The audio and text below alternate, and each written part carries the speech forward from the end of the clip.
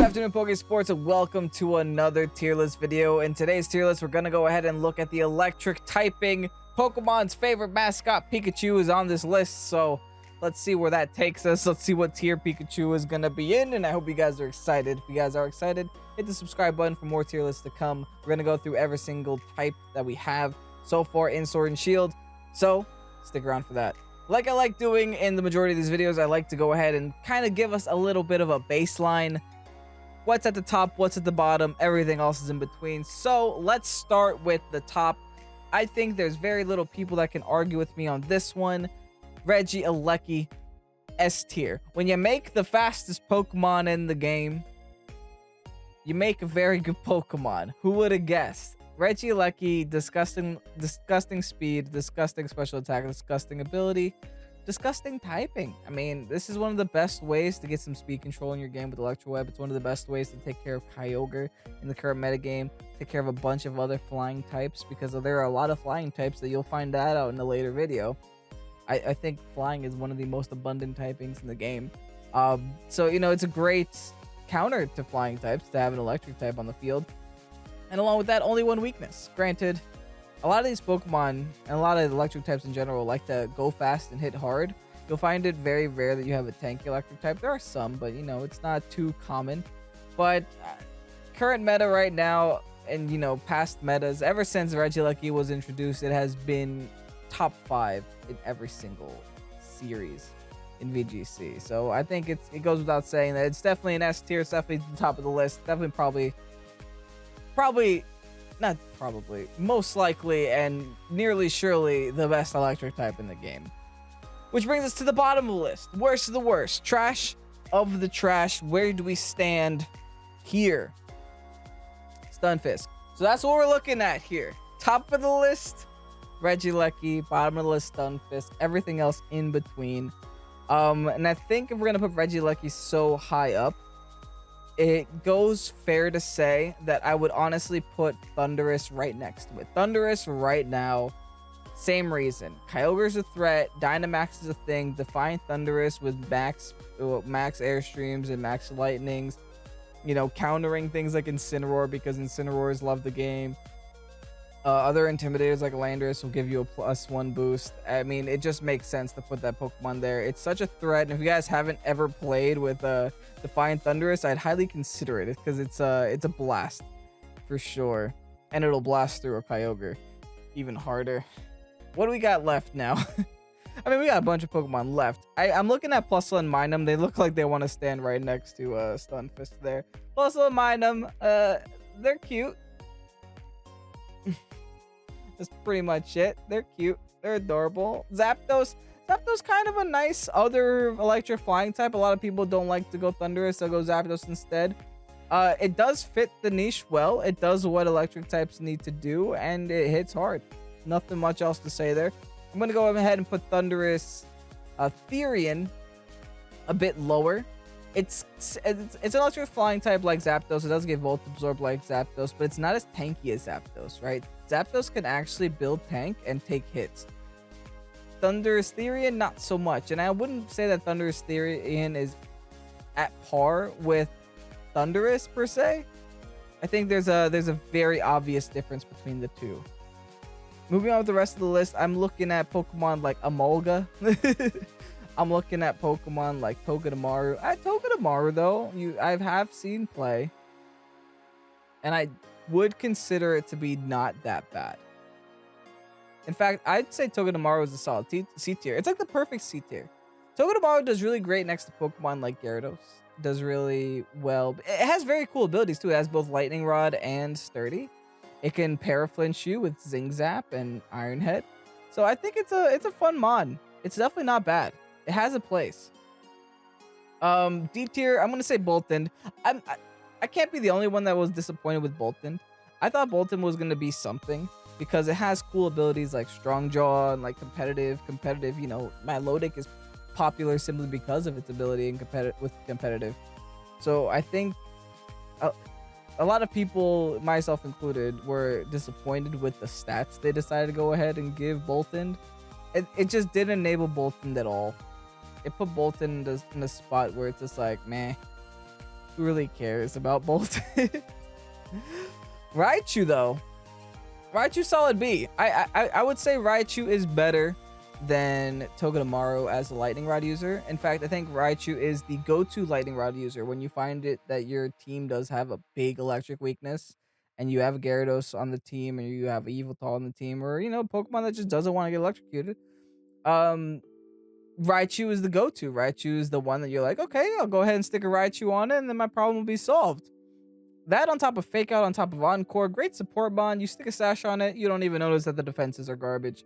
So I'm going to go ahead and say Raichu is a solid B. A very solid B.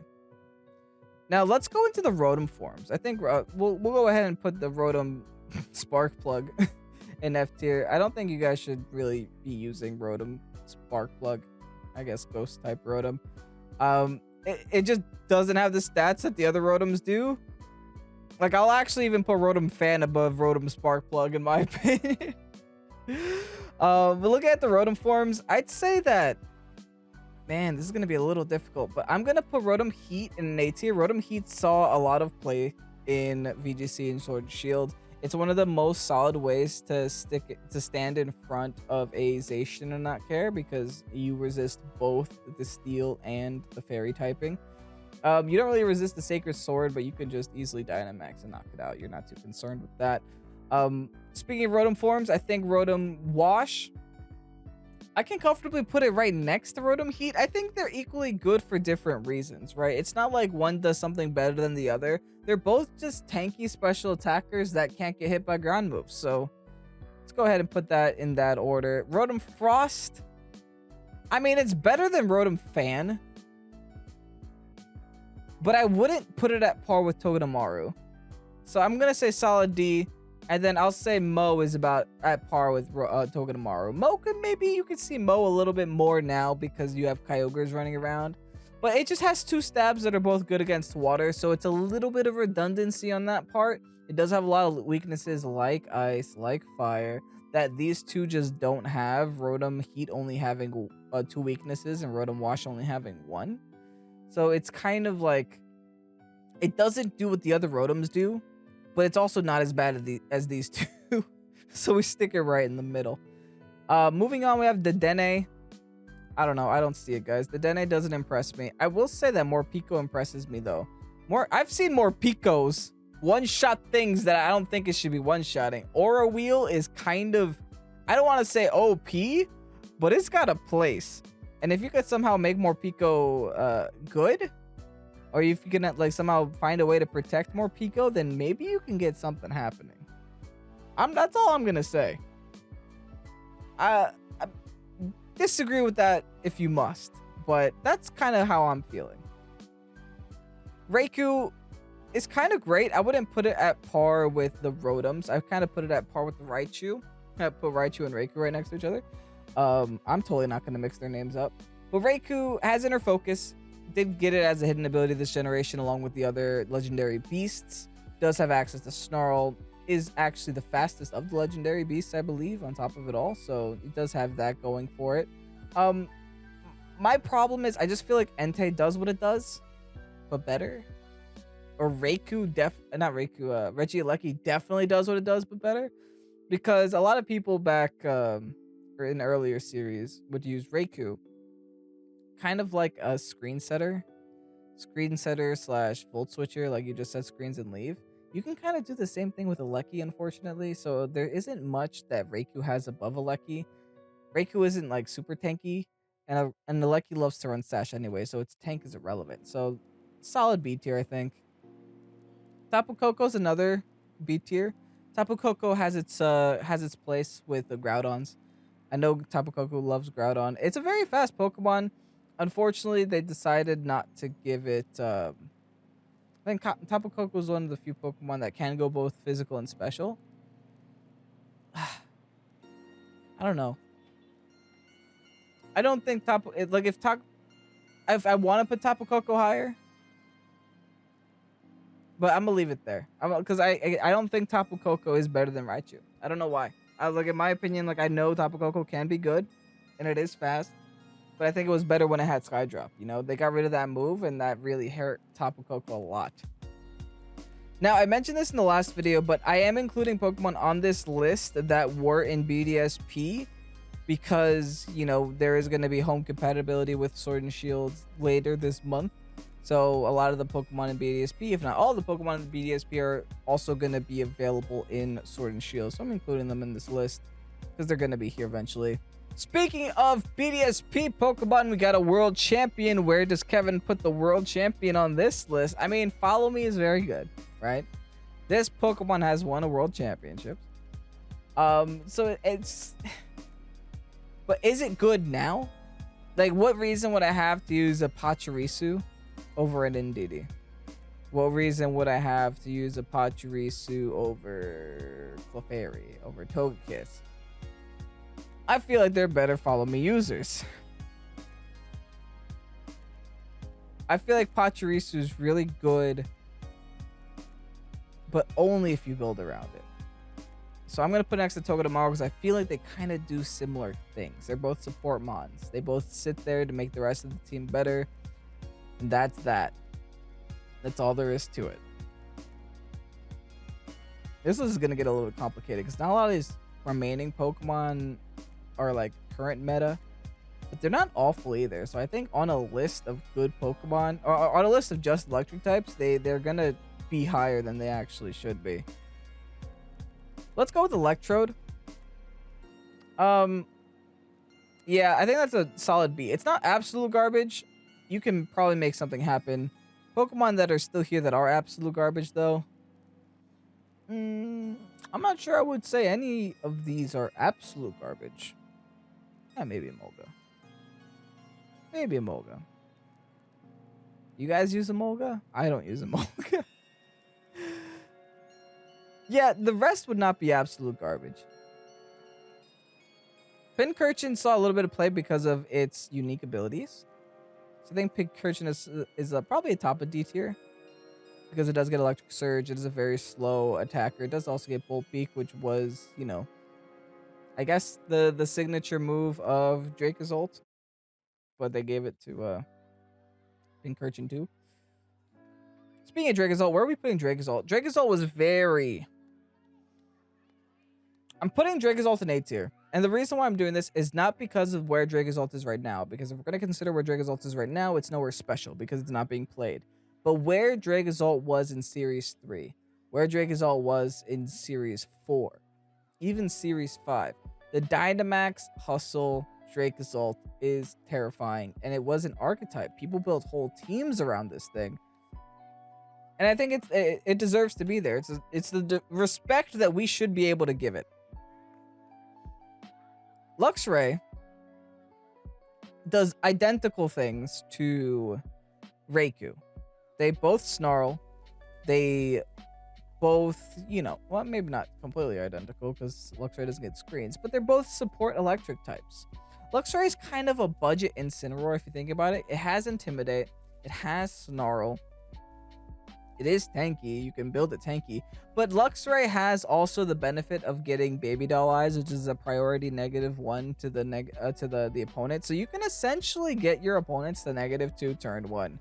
Which can make a big difference. Like, say your opponent Dynamaxes a Groudon, right? They Dynamax a Groudon right away. And what do?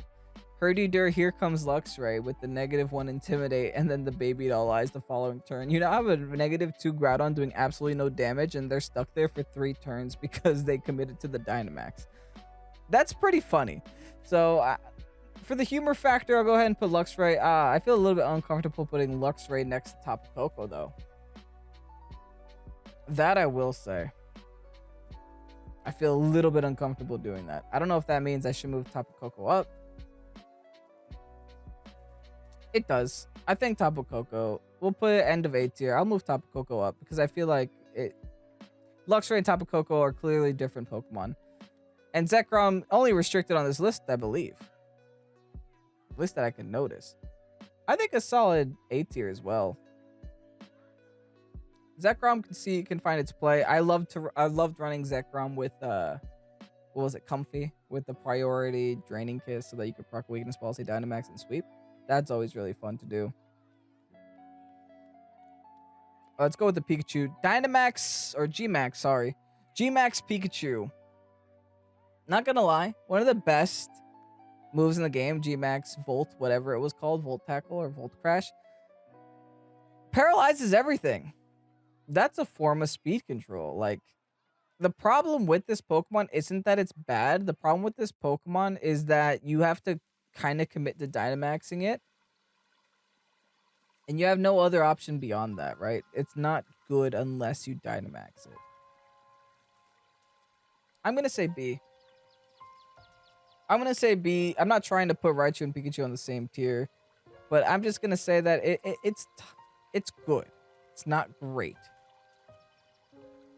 Same thing kind of goes for Ampharos. I think Ampharos is a solid D tier. I mean, Ampharos does nothing special, right? It's not fast enough. It's not strong enough. It's not bulky enough. It's just your average Mon. Zeraora, though. Now, I know Zeraora doesn't see VGC competitive play. But it's very good in, like, competitive singles. So I'll stick that in A tier. I think it's a respectable place to put it. Circuitry. I feel like Circuitry was used a little bit. People tried. But with this upcoming generation, they got its tail glow removed, which was a big reason why Circuitry was good, right? +3 in one turn. That's a good thing to have on a base 174 special attack Pokemon. It's a very good thing to have. They got rid of it. You're not allowed to do it anymore. So I'm going to stick it in B because I don't think it's as bad as Ampharos. And I don't think it's as bad as Morpeko. It's definitely not as good as Zekrom. Kind of goes for a lot of these Pokemon. I feel the same about Electivire. I feel the same about Magnezone. In fact, I would put Magnezone a little bit higher because Magnezone did see a little bit of play when Celesteela was taken over, because Magnezone gets Magnet Pull, Celesteela can't switch out, and then you could just go for the electric move right away and take out the Celesteela, deal with it that way. Drake, or is this Arctozolt? Yeah, Arctozolt, I'm sorry. I'm going to say a D for Arctozolt. Maybe even lower. Like, Ice is not a great type. Once we get to the Ice list, there's just going to be a bunch of Pokemon that are not phenomenal. Oh boy. Is it as bad as Electrode?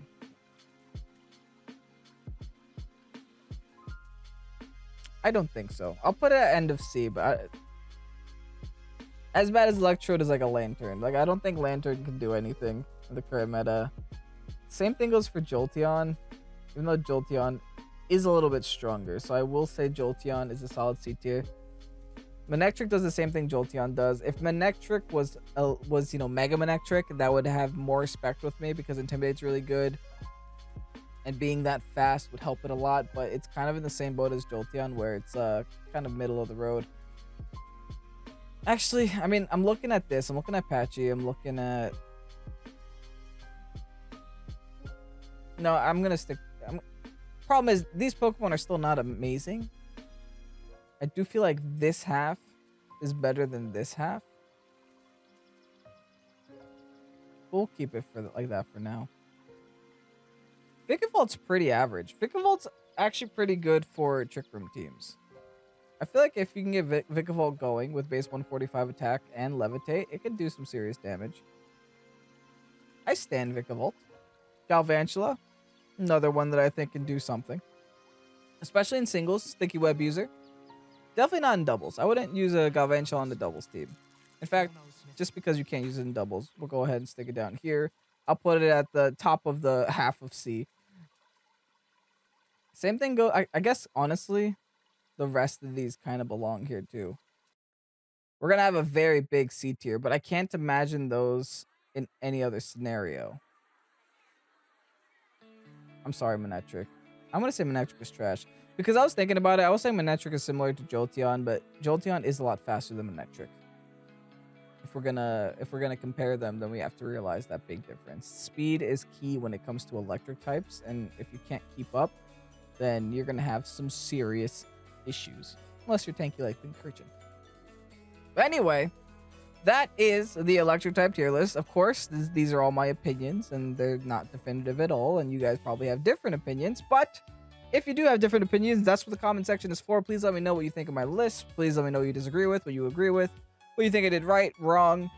Make your own list down below. I did include a link to the tier list so that you guys can make your own tier list, and tweet at Pokesports your tier list. I'm curious. Feel free to follow us on Twitter. Feel free to check out tomorrow's video, and feel free to catch out our streams every single Monday, Wednesday, and Friday, 7 to 10 p.m. Eastern Standard Time. Thank you guys so much for watching. I'm Kevin, this is Pokesports. Have a great night. Peace out.